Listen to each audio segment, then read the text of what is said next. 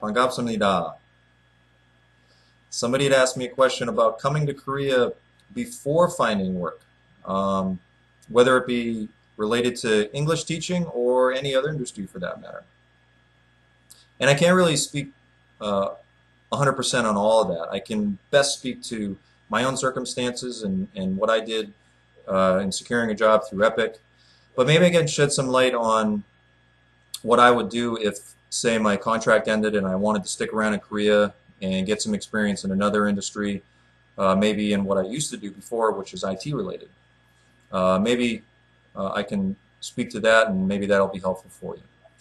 The first thing I would say, and I think it's the most important thing in finding a job here, if it's outside of the English teaching world, is the ability to speak Korean.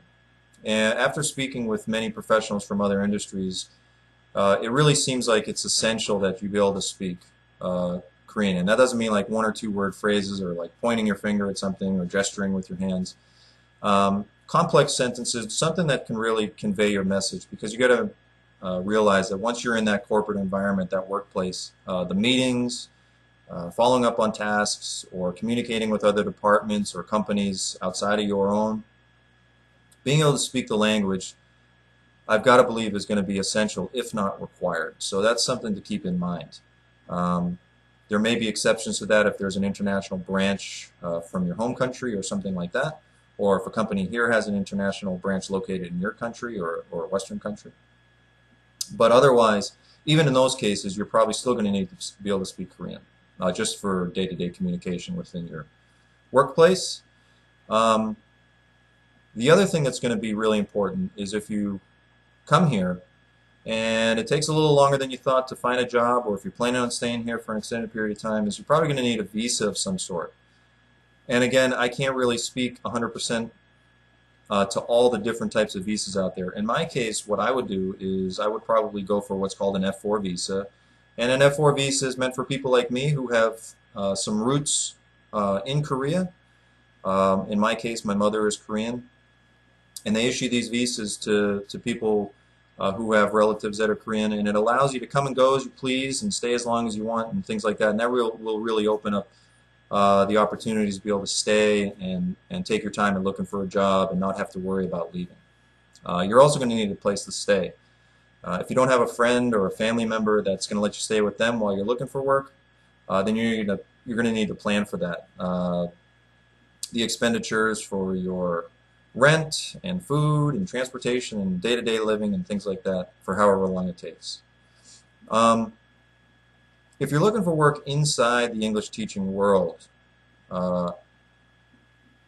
your options are pretty much going to be teaching at a Hagwon private academy, doing tutoring, which is through word of mouth, looking for people that are looking to study English on the side, either before or after work, or for their kids after school, or trying to find a job teaching English at a university. And in that case, you're going to need a master's degree, typically related to English, either a TESOL-related master's degree, or say English literature or something like that.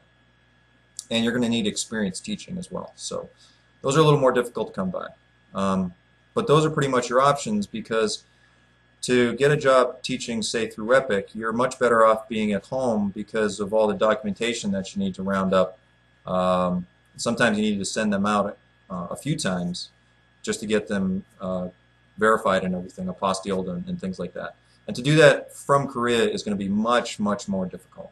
So I would say that you're better off looking for an Epic job back home. If you're looking for, or if you're interested in finding a job outside of the English teaching world, well, then the sky is the limit. It all depends on if you can speak Korean, or what your degree is in, or your experience, your expertise, things like that.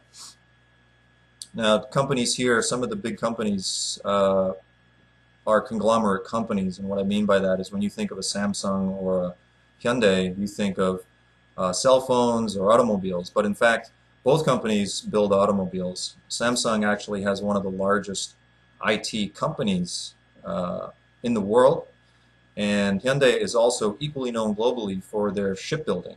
So there's a lot of different things going on there that will offer opportunities depending on what your background is. Again, in those cases, being able to speak Korean is going to be really important, because when you're trying to find work, whether you're working through a recruiter or if you're going through networking chains, things like that, to be able to communicate with the people in your network chain or with your recruiter and then interviewing and things like that, you're going to need to be able to speak Korean unless it's a very specific circumstance. One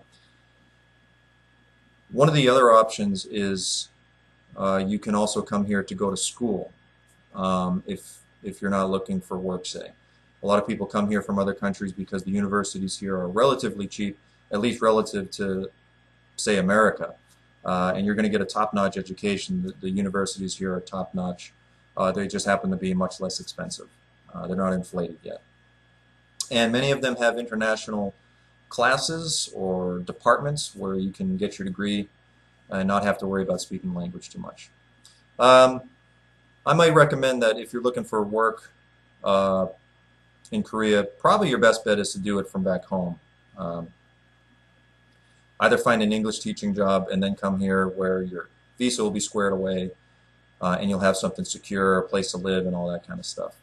If you're looking for outside of the English teaching world, again, finding a company that might have a branch that's located somewhere in Korea, or vice versa, a Korean company that has a branch that deals with companies back home and they're looking for someone, say, bilingual or something like that. I think you're better off doing that from back home. But if you're set on coming to Korea and just kind of jumping feet first and looking for the adventure of it all, those are the things that are probably going to really serve you well and that you're going to need. I hope that was helpful for you. If you have any questions, feel free to let me know. And if this video was helpful for you, please subscribe to Seoul T. I'll do many more videos on things that you might be interested in, and things that I'm doing here as well. And as always, thanks for watching and have a great day.